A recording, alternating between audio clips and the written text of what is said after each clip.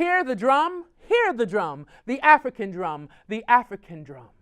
Come, come in, come close, so you may hear our words of wisdom from far and near. Words are important to our culture, you see. Through oral literature is how we transmit our history. Come, come in, come close as we speak of Africans in the diaspora whose revolutionary streak put pen to paper and notes to song, relating our fight for the right to simply belong. Hear the drum, the African drum, the African drum. Habaragani, what's the news? African American literature writing as revolution.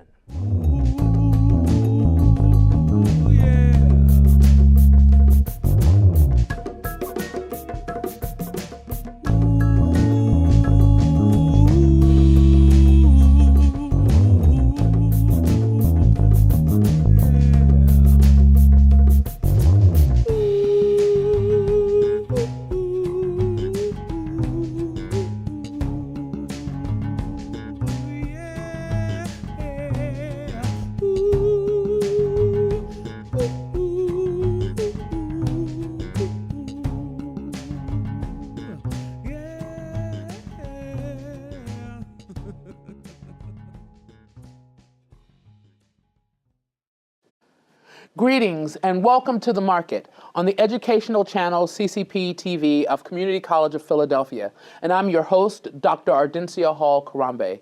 And today's topic is African American literature writing as revolution. Today's guest is Dr. Amy Burge, who is a good friend of mine. That's my sister. She's originally from Indiana, if I remember correctly, by way of, and spent some time in Texas, went to, graduated with a master's degree from North Texas State. PhD. PhD, Yes. Please, correct me, please. University of North Texas, PhD. Yes, correct. And has been teaching here at Community for how long now? Not quite 14 years. Okay, so good. So today we're going to talk about African American literature, and we're going to look at it in three parts. Part one is going to establish the early years at the beginnings of America's foundation. And so the first question I have for you, Amy, is looking at the works of early African American writers, it would be hard pressed to find the revolutionary spirit, even though things were revolutionary going on in the country. What was it about their writing style that speaks to the revolutionary spirit and agenda? Well, I think when you talk about the revolutionary spirit and agenda, it's important to think about what revolution means in that context. Mm-hmm. First of all, we're talking right now about writers. Mm-hmm. And so to proclaim yourself a writer, to proclaim yourself a poet, is to put yourself in the same community as other writers and poets. Mm-hmm. Even though you live in a culture that presumes your absence, that presumes you are not capable of that level of creativity. Even though you live in that culture, when you call yourself a writer, you call yourself a poet, when you put pen to paper, that is a revolutionary act. Not necessarily because it was illegal for enslaved people to read and write. That kind of came later. Instead, it's about saying, here I am a poet, I am bringing my ideas to bear, I am part of this community. And even the act of writing, of making your mark, is a revolutionary act. The problem is, I think that early African American literature begins in the 18th century. And most people are not familiar with 18th century poetry, period, much less 18th century African American. So I think what happens is that the writing style, the style of what they call imitation, the very tightly controlled and polished rhyme and meter and structure, those kinds of things tend to put modern audiences off, because we're the inheritors of the 19th century. We're the inheritors of the 20th century. We were all, we're all about free verse and blank verse and breaking it all up and changing the structures around. Instead, the 18th century is very much about control, polish, and showing how you can use this very tightly controlled media to get your message across. And for a Black poet, to enter into this highly intellectual enterprise is really quite remarkable. So are there stylistic features that we can look for in some of the early Black poets that might, give us a hint at their revolutionary ideals? Absolutely. One of the things I tell my students all the time is pay attention to what's being repeated.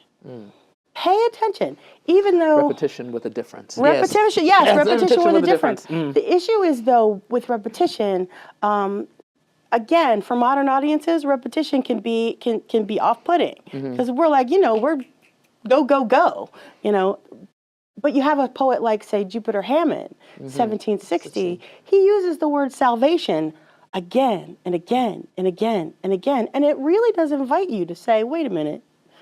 When he says salvation, is he talking about the same thing every time? And if he's bringing in other kinds of tropes, like referring to Jesus as a slave, like talking all the time about the storm, the water, the seas.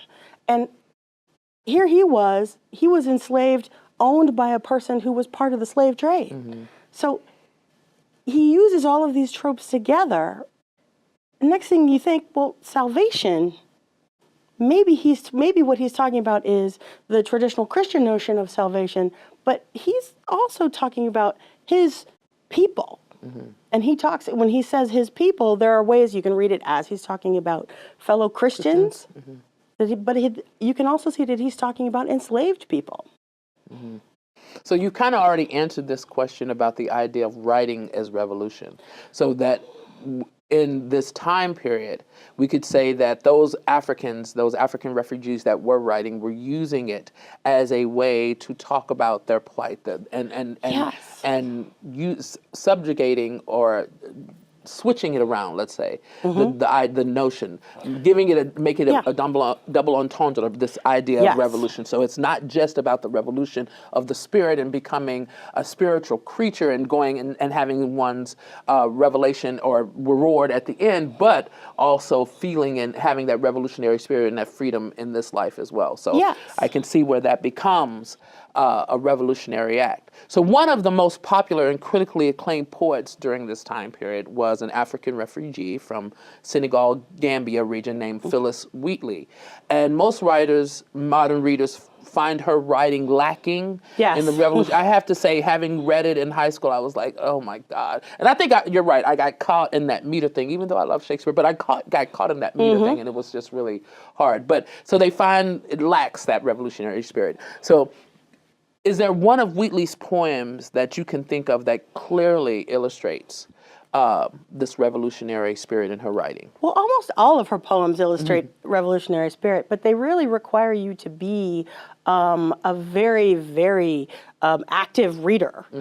However, the poem of Wheatley's that most people read and that most people know, and she wrote all of these poems. Unfortunately, most people only know one, which is on being brought from Africa to America. And that is the one that gets her singled out for criticism all the time as well. So the poem is, "'Twas mercy brought me from my pagan land, taught my benighted soul to understand that there's a God, that there's a Savior too. Once I redemption neither sought nor knew. Some view our sable race with scornful eye. Their color is a diabolic dye. Remember, Christians, Negroes black as Cain may be refined and join the angelic train." It's one of my favorites, but it's also one that people, it's often the only Wheatley poem that anyone's read. And people immediately look at it and go, look, it's all this, it's this party line. She's saying she came from a pagan land, that she didn't know Jesus. This is all, she is casting aside her African self, all of these kinds of things. But there are some things to think about here.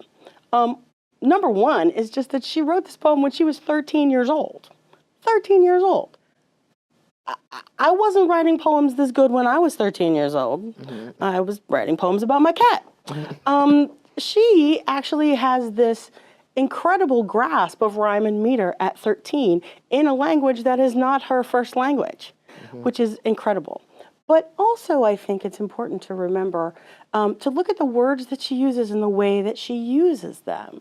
There are things that she italicizes in the poem. If a poet uses italics, pay attention to what, pay attention. Savior, Christian, Negro, Cain, those are some of the words that I see italicized in this piece. Yeah, so she's inviting you to take another look at those particular words. But first of all, 'twas mercy brought me from a pagan land. It wasn't mercy. We know what brought her from her pagan land. It was a slave ship. There is no mercy on a slave ship. The ship may have been called Mercy. The ship may have been called Mercy, and there's some scholarship that suggests that the ship was called the Phyllis. Which that's, how's that for the cap on the experience? Right. You survived the Middle Passage, and by the way, name you after the ship you were on. Exactly. Yeah.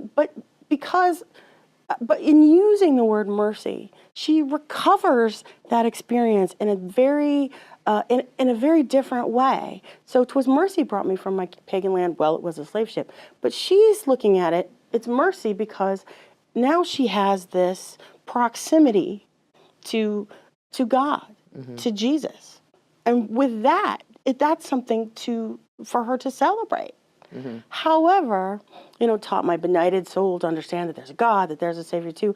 Once I redemption neither sought nor knew. Okay, I wasn't looking for redemption. I didn't know about it. At just sort of the base level, I think that makes a lot of sense. She's looking for it. She didn't know there was salvation out there because she didn't know to look for it. Okay, I understand how that brings her up for criticism. But then the poem turns so masterfully. Some, which is a wonderful word, some view our sable race with scornful eye. Our sable race. Sable is an incredible word. Right. Because sable means dark brown. It can also mean black. But sable is the name of an animal, and a sable pelt is something that's worth a lot of money. Sable is a word that connotes value. Some view our sable race with scornful eye. And then in quotation marks, which I think a lot of people miss, and sometimes I've even seen this poem published without the quotation marks, which makes me crazy. Some view our sable race with scornful eye. Quote, their color is a diabolic dye, unquote. A diabolic dye. Right. So because you are dark-skinned, that means you are diabolic. That means you are of the devil. That means you are irredeemable. But remember what this poem is about. Redemption. Right. And then she uses that one word that for her 13-year-old self is really very remarkable. Remember. Now, who tells you to remember? Your parents tell you to remember. Your preacher tells you to remember. Old folks tell you to remember. This is 13-year-old Phyllis Wheatley. Remember, Christians. Now she's teaching the Christians. Remember, Christians, Negroes black as Cain may be refined and join the angelic train. And this is where the Great Awakening comes in. Universal salvation. Right. You see me and you think I am less than. My blackness signifies absence to you. It signifies someone who is, lower than you. But in the eyes of God, I could be redeemed, just like you. Universal salvation means we could all be saved, which is quite revolutionary. Wow. Okay. I'm sorry. It just makes me think of it. She often masks her critique of slavery as many others do, in these religious idioms. And I know that, for example, in studying Voldoon in Haiti and doing my writing, and one of the things that the African refugees often use, they use Catholicism as a way to cover their own religious ideals, their own beliefs systems. So I'm wondering if this is similar to that, in that covering the use of the Christianity as a veil to continue to practice. Not to say that they may not have believed, but merging ideas, similar ideas that were already in her spiritual base with what was happening during the Great Awakening. I don't think that Christianity is just a cover. I don't think it's a ruse. I think, like you said, that she is a true believer, and in being a true believer, she is calling on others to actually act out their beliefs, and not this kind of this cultural notion of who's on top and who's not, and all the she's calling for. She's calling for people to work against against the whole idea of the idea that racism is founded on, the way that racism and class all get kind of intermingled here. She's sort of asking us to be our better selves. But yes, so religion is part of a lot of the early and into the 19th century. And again, even Frederick Douglass does the same thing. He's sort of, you call yourself a Christian, and yet you own people, and you beat them, and you rape them. That is not a Christian. So much of, she's actually right there at the forefront of critiquing Christianity through the lens of enslavement. And she's one of the very, very few Black writers who wrote while she was enslaved, which is already amazing if you consider like the negotiation that has to happen there. But yes, she calls on Christians to actually be Christian, and for a Black writer to liken herself to Christ is extraordinary, because the thing about Christ is that he suffered. So you have someone like a Jupiter Hammond calling Jesus a slave.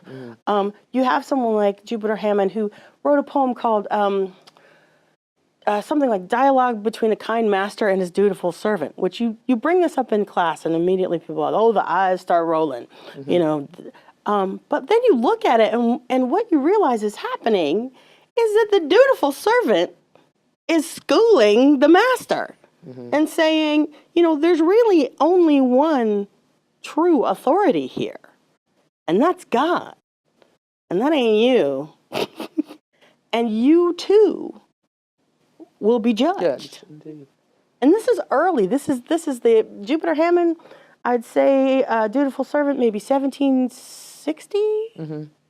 So those cracks were already there. The revolution, that's the thing about the American Revolution.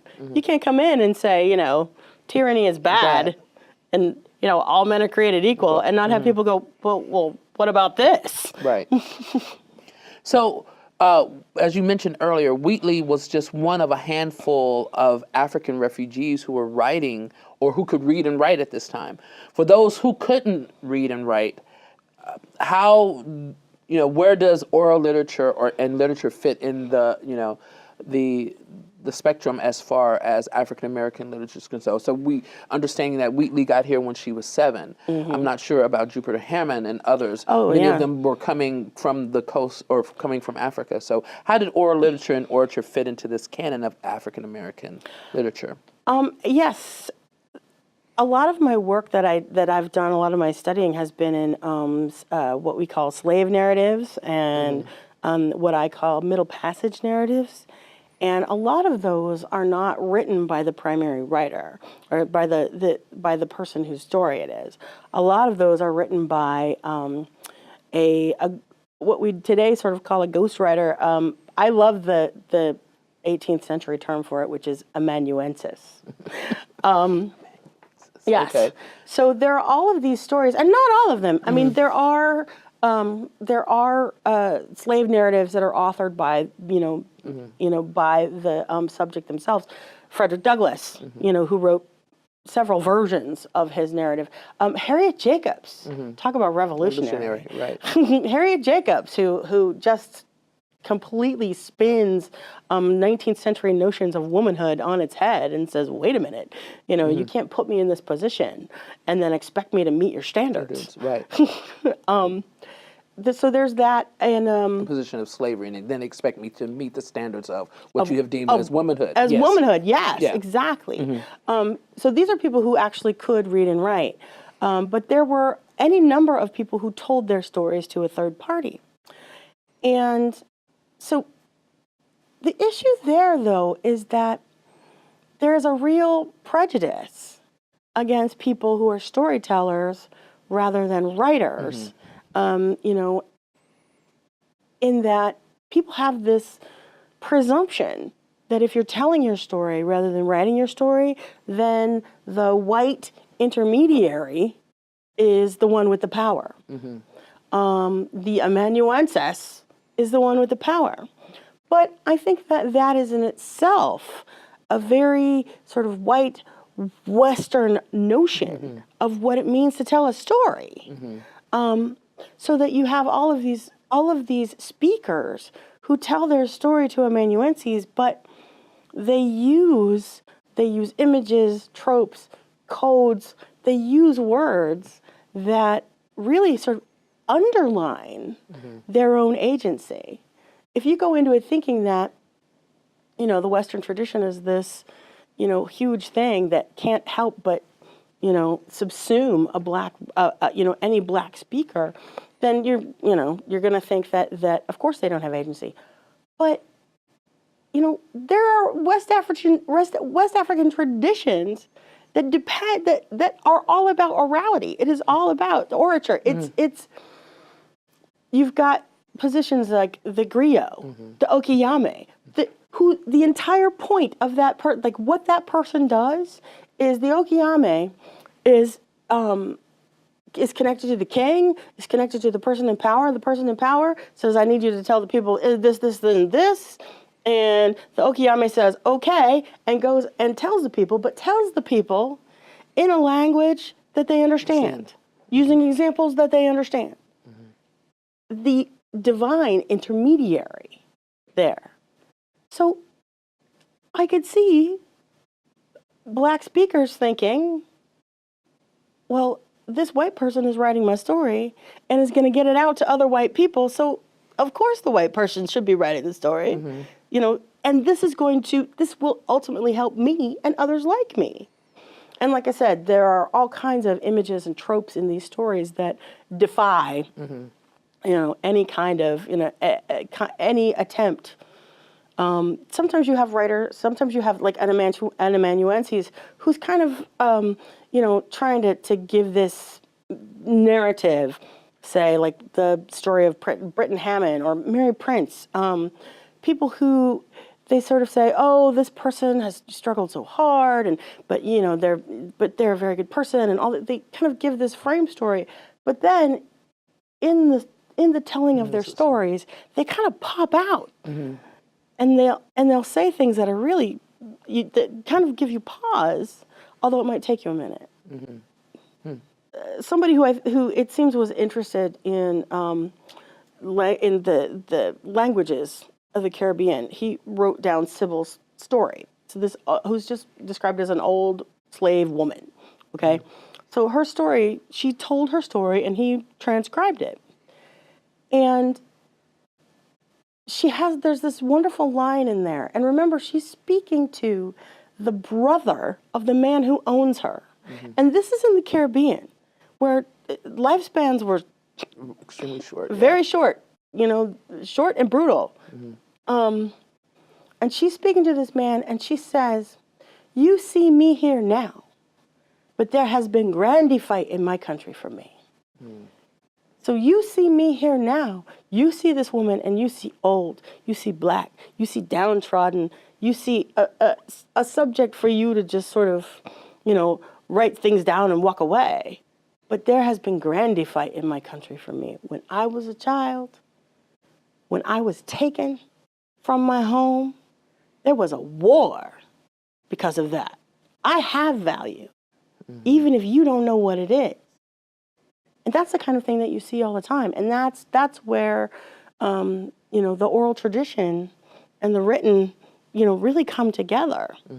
We're going to make a big jump from early African-American literature to the Harlem Renaissance of the 1920s. Oh, okay. I know I said it was going to be a big jump. It is a big jump. So, but we know that writers such as Wheatley and Douglass, they walked a very fine line when criticizing and praising America and Americans and Christianity in which they lived. But in the Harlem Renaissance, we get to see something a little bit different. And so the literary perspective is a little bit different. I'm going to read this poem to you. This is a cutting from I Too Sing America by Langston Hughes.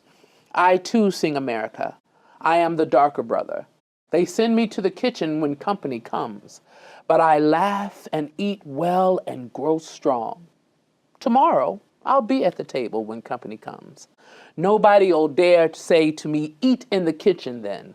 Besides, they'll see how beautiful I am and be ashamed. I too am America.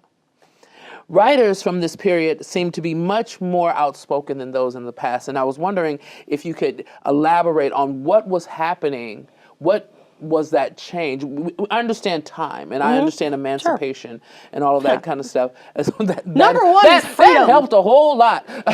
Number one is freedom. Being free to speak your mind is a very different thing. But they use a lot of the same tropes, however. Yes, they do. That when you look at Wheatley and Douglass and others, and that tradition, that oral tradition, I think even when it's written, African American literature still is tied to that oral tradition. It is part and parcel of who we are. So do you have any ideas or thoughts about that? Well, the Harlem Renaissance, so much of it, again, freedom first being a big change. And the Harlem Renaissance is often the earliest African American literature that people come in contact with.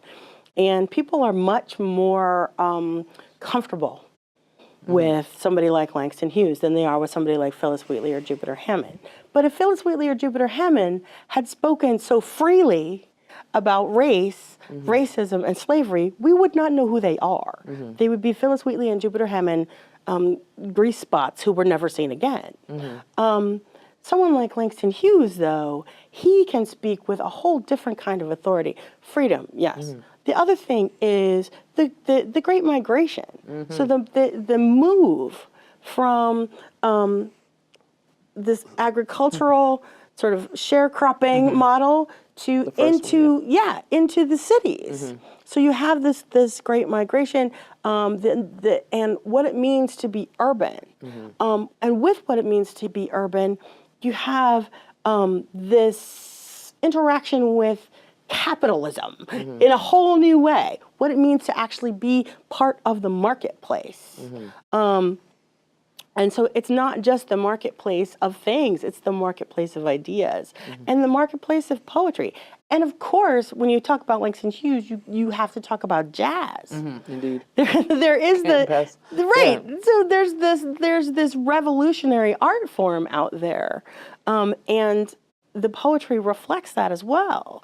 Not to mention, there's also the war. There's a world war going on, and there are Black soldiers and Black families involved in it.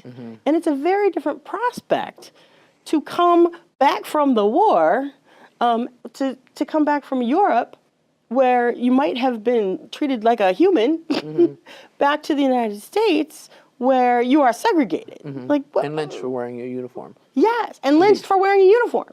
Exactly. So all of that, I think, informs the poetic changes that have happened. Also, the idea of poetry itself has changed very dramatically. It's much more. It's much looser in terms of structure and format, and much more. What's the word I'm looking for? So it's informed by jazz and jazz rhythms. So it has a syncopation. It also has a riffing element. It has multiple voices that come in comparison into ways that didn't come in before. Yes. Yeah. So all of those things are happening as well. But they are related. Indeed. You know, in many ways, the revolution of the Red Summer is one that started with the American Revolution and writers like Wheatley and Hammond. Thank you, Dr. Amy Burge, for being here today, Professor of English here at Community College of Philadelphia. You have been watching The Market on CCP TV, the educational channel of Community College of Philadelphia. I'm Associate Professor of English and Theater, Dr. Ardencio Hall Karambe. See you next time.